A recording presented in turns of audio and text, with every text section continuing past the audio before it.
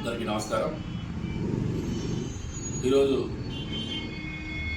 Press meet ఒక ముఖ్య ఉద్దేశం.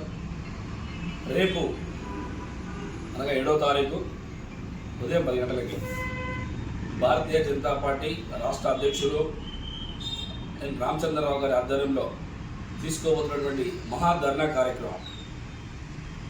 ఎందుకు ఈ ధర్నా అంటే, తెలంగాణ రాష్ట్రంలో ఏర్పడినటువంటి కాంగ్రెస్ ప్రభుత్వం, రేవంత్ రెడ్డి ప్రభుత్వం ఏ మాయమాటలు చెప్పైతే అధికారంలోకి వచ్చిందో, ఏ మాయమాటలు చెప్పైతే గవర్నమెంట్కి వచ్చిందో, ఎందుకంటే ప్రజల్ని అబద్ధాల పుట్టల మీదకి తీసుకొచ్చినటువంటి పార్టీ ఏదైతే ఉందంటే అది కాంగ్రెస్ పార్టీ, రేవంత్ రెడ్డి పార్టీ.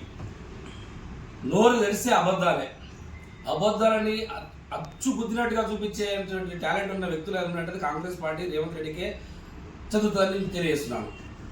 ఎందుకు మాట్లాడుతున్నానంటే, ఎలక్షన్లకు ముందు 6 గ్యారెంటీలు చెప్పిండు, అరచేతిలో వైకుంఠం చూపించిండు.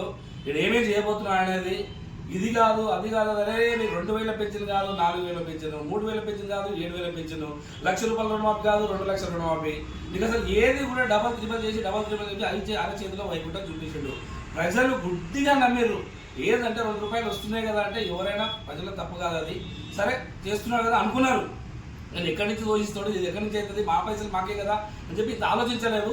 ఈ మాయ మాటలు కొంతమంది నమ్మి ఇలా తెలంగాణ ప్రజలు నెత్తి కొట్టుకుంటున్నారు. ఏంద్రా నాయన ఒకడు ఏదో ఒక రకంగా ఒకటి తోముతున్నట్టు ఇప్పుడు వచ్చి